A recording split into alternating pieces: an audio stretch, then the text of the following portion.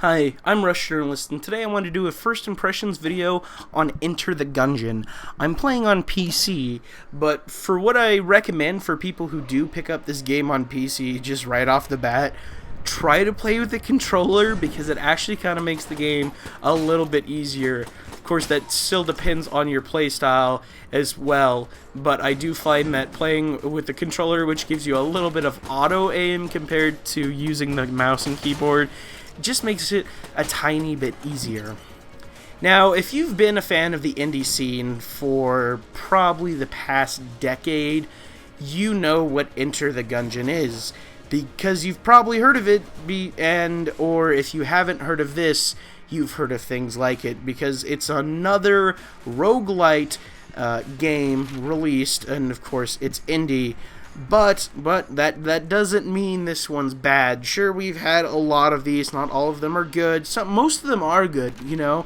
If you've seen things like The Binding of Isaac, Faster Than Light, Rogue Legacy, these are all really, really good, nice-looking games that use pixel art, other than the first Binding of Isaac game, which don't ask me who the hell came up with that art style. I'm pretty sure the creator said he absolutely hated it as well.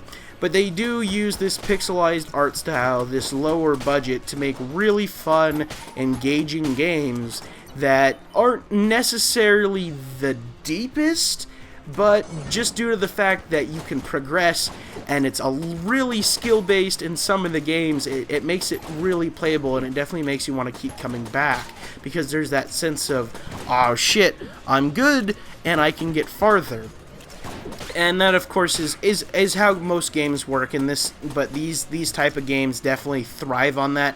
It's the same thing with Dark Souls. You keep playing, you're gonna die a bunch. It's pretty much guaranteed until you start getting really good. But once you start getting really good and you're able to beat those bosses and everything, it feels amazing. That's what, just, you know, like I said, Dark Souls and these other games are after, and this game definitely does it really well, and it's just no holds barred. I don't know if that's the right word or the right phrase. I feel like I'm getting that messed up in my head, but this game starts off and it's brutal. Something like The Binding of Isaac Rebirth. Once you start playing, it's really easy for you to go into an item room and get an item just with pure luck, or start off with a character that's really good and get some really good items right off. That makes a run so much easier. Well, something like Enter the Gungeon starts off, and it's really hard. You have different characters with different perks. Once you start off in what's called the Breach, you can choose from them. Players will all have different, of course, different perks, different primary weapons and different side weapons. Most of the gameplay you actually see me using is this character's side weapon, is the sawed-off shotgun. It does a little bit more damage. Of course, you can also pick up other weapons in the game as well. But the secondary firearm has a limited amount of ammo. Unlike your first weapon, it might fire a little slower. It might not be the most amazing best weapon to handle or anything, but it usually does a little bit more damage, and ends up being fairly useful when you're playing and you come across something hard, or even a boss and you haven't picked up any weapons. Now, like I said, it's certainly a hard game, unlike The Binding of Isaac Rebirth. I keep saying Afterbirth, that's just the expansion, because you're not always guaranteed to get an item on each floor. There's definitely places where you need keys, but maybe you don't have enough money to get keys. At least in The Binding of Isaac, your first floor, you'll always get to, and you always get an item after the boss. Here, you do get a gun after the boss, but it's not like every single gun's the best. And also, in The Binding of Isaac, if you don't take damage at all, you get a chance for an angel or a devil room, which can give you amazing items that just completely make the run pointless.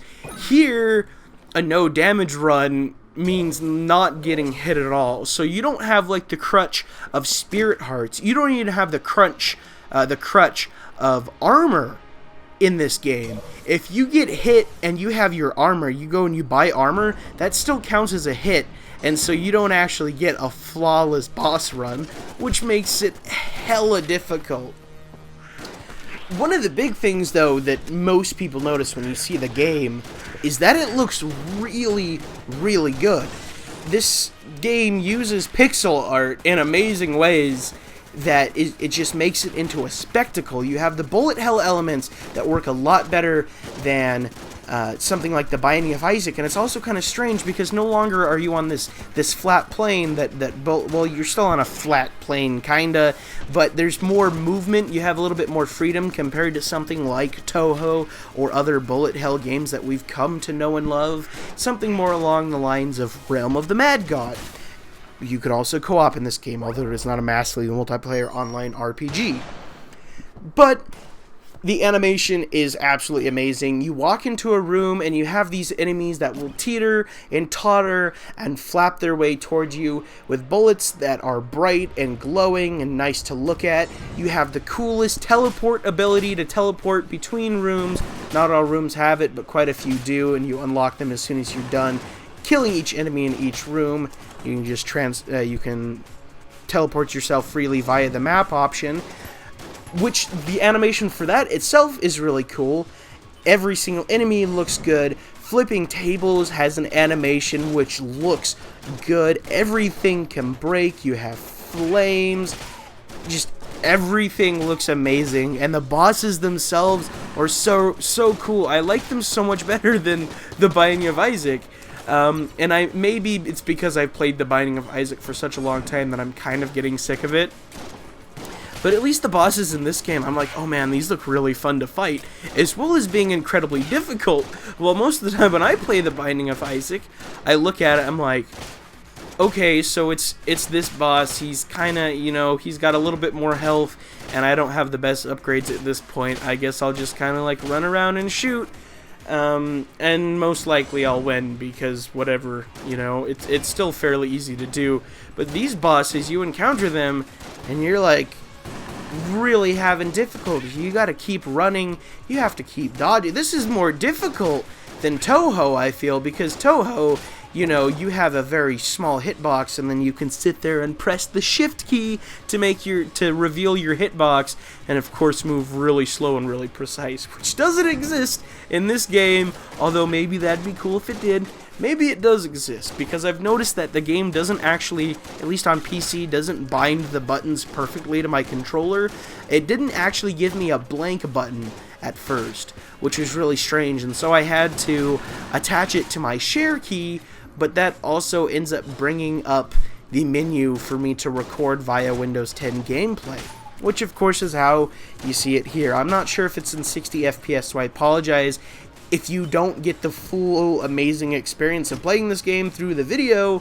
Hopefully you can check out either the game for yourself or someone else's video with 60 frame per second footage, because it looks amazing. There's some issues I've heard about with like scaling the graphics, just due to the nature of them. It has to be at a certain scale so it looks good, but there's ways around that for people who maybe don't have an amazing gaming rig. Maybe they're gaming on like a laptop with a Pentium or a Celeron or Core 2 Duo, and you need to have the resolution turned down.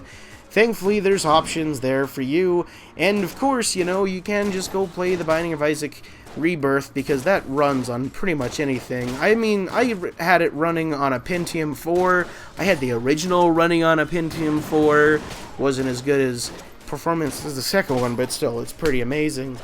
So anyways, I recommend you guys check out this game if you love bullet hell games, if you love the Binding of Isaac, if you love roguelites, light, L-I-T-E, or roguelikes in general. It's a really fun game to get into. The difficulty, while it's high, it's still really fun to eventually get over.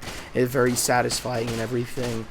So yeah, definitely pick up this game if you can. It's not incredibly expensive, and even if it was like, let's say, a $40 title, it's probably worth it, because you're going to spend 400 hours on this game and you won't even see all the content. I've already played this game for 5 hours and I've still barely seen the second floor.